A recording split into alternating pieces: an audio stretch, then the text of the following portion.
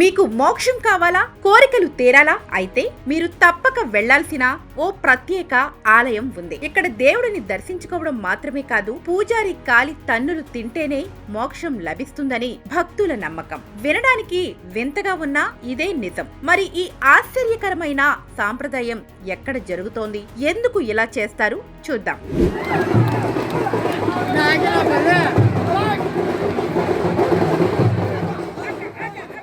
కర్నూలు జిల్లాలోని ఆలూరు నియోజకవర్గం ఆస్పరి మండలం చిన్నహోతూరు గ్రామంలో ఉన్న శ్రీ సిద్ధరామేశ్వర స్వామి ఆలయం ప్రతి సంవత్సరం ఏప్రిల్ నెలలో రథోత్సవాలతో కలకలలాడుతోంది. ఈ ఉత్సవాల్లో చివరి రోజు శివపార్వతుల కళ్యాణం అంగరంగ వైభవంగా నిర్వహిస్తారు. ఈ ఆలయానికి సుమారు 500 ఏళ్ల చరిత్ర ఉందని స్థానికులు చెబుతున్నారు.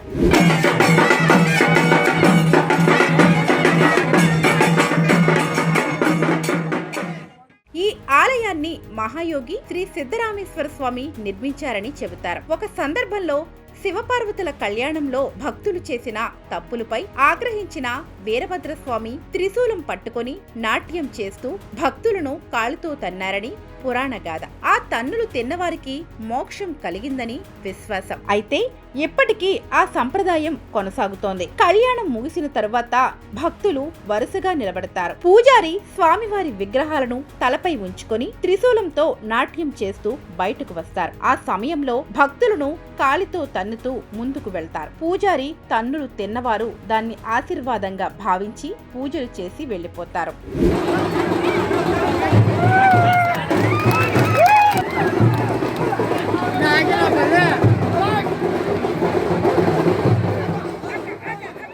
అనంతరం స్వామివారికి గులాబీ రంగు నీటితో వసంతోత్సవం నిర్వహిస్తారు. అదేవిధంగా గ్రామస్తులు కూడా పెద్ద గుంతల్లో గులాబీ నీళ్లు నింపుకొని సంబరాలు చేసుకుంటారు. మొత్తంగా ఇక్కడి భక్తుల విశ్వాసం ఏంటంటే, పూజారి కాలి తన్నులు తింటే పాపాలు పోతాయి అని, కోరికలు తీరుతాయని, చివరికి మోక్షం లభిస్తుందని భావిస్తారు.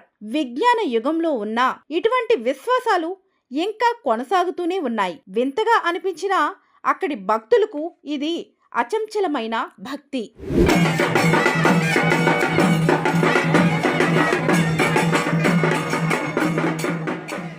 కర్నూలు జిల్లా ఆస్పరి మండలం చిన్నహోతూరు గ్రామంలో శ్రీ శివయోగి సిద్ధరామేశ్వర స్వామి జాతర మహోత్సవాలు అంగరంగ వైభవంగా జరిగినాయి. 12వ తేదీ 5 కలశాల జాతర ఇక్కడ చుట్టుపక్కల ఎక్కడా లేదా అటువంటి 5 కలశాల జాతర ఇక్కడ బాగా బ్రహ్మాండంగా జరుగుతుంది 12వ తేదీ. అలాగే 13వ తేదీ సాంస్కృతిక కార్యక్రమాలు ఉంటాయి. తర్వాత 14వ తేదీ జరిగేటటువంటి శివపార్వతుల కళ్యాణం ఇక్కడ చాలా బ్రహ్మాండంగా జరుగుతుంది. స్వామివారికి తర్వాత అమ్మవారు అలిగిపోవడం లాంటి కార్యక్రమాలు, అలాగే జంగమయ్య స్వాముల వారు పార్వతీ పరమేశ్వర కళ్యాణం జరిగి అక్కడ కళ్యాణంలో సౌకర్యాలు సరిగా చేయలేదని చెప్పి అక్కడ అమ్మవారి తరపున వీరభద్ర స్వామి వాళ్ళు అలిగి అక్కడ ఉన్నటువంటి పెళ్లి కొడుకు తరపున ఉన్నటువంటి వారిని బంధువులు తన్నడం ఇలాంటి కార్యక్రమము అనాది కాలంగా వస్తుంది. చాలా అద్భుతమైన మన జరుపుకునే వివాహాల మాదిరిగా జరుగుతుంది. చాలా బాగుంటుంది ప్రోగ్రామ్. తర్వాత కళ్యాణం జరిగిన అనంతరం అమ్మవారికి స్వామికి కళ్యాణం జరిగిన ఆనందంతో వసంతోత్సవం జరుపుకుంటారు. ఇక్కడ కులమతాలకి వర్గాలకి అతీతంగా పిల్లలు పెద్దలు అందరూ కలిసి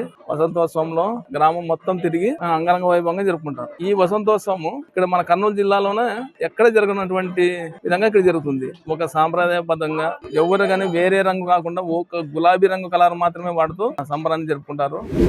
ఇక్కడ సిద్ధరామేశ్వర రథోత్సవం 3 రోజులు జరుగుతుంది. మొదటో రోజు పెద్ద రథోత్సవం జరుగుతుంది. 5 కలశాలు ఉంటాయి. అందరూ చుట్టుపక్కల గ్రామాల అందరూ వచ్చి ఇక్కడ రథోత్సవం బాగా జరుపుతారు. రెండో రోజు అయితే సాంస్కృతిక కార్యక్రమాలు ఉంటాయి. ఏమైనా డ్రామాలు గాని, బయలులాటాలు గాని, లేకుంటే భజనలు గాని అట్లావన్నీ ఉంటాయి. మూడో రోజు వచ్చేసి ఫస్ట్ 8-9 గంటలకి పార్వతీ పరమేశ్వర కళ్యాణోత్సవం ఉంటుంది. ఆ కళ్యాణోత్సవంలో రంగులాట ఉంటుంది. ఆ రంగులాట మా ఊర్లో విశేషం ఏమంటే ఒకే కలర్ గులాబీ కలర్ తో ఆటలాడతారు. దాని తర్వాత ఇంకొక విశేషం ఏమంటే ఈ ఊర్లో ఎక్కడంటే అక్కడే కలపరు. 5 గుంతలు ఉంటాయి. ఊరు చుట్టూన 5 గుంతలు ఉంటాయి. ఆ 5 చుట్టూలని అక్కడే కలుపుతారు రంగు. పొద్దున్న రాత్రి నుంచి ఆ గుంతలు తోగి దానికి అంతా వైభవంగా ఆకులు అన్ని కట్టేసి అక్కడే మొత్తం కలర్ గులాబీ కలర్ కలిపేసి అక్కడ దేవుడు ఊరింక చుట్టూ పోయినప్పుడు పల్లెకి పోయినప్పుడు అక్కడక్కడ వచ్చేసి బిందుతో రంగుని వేస్తా ఉంటారు.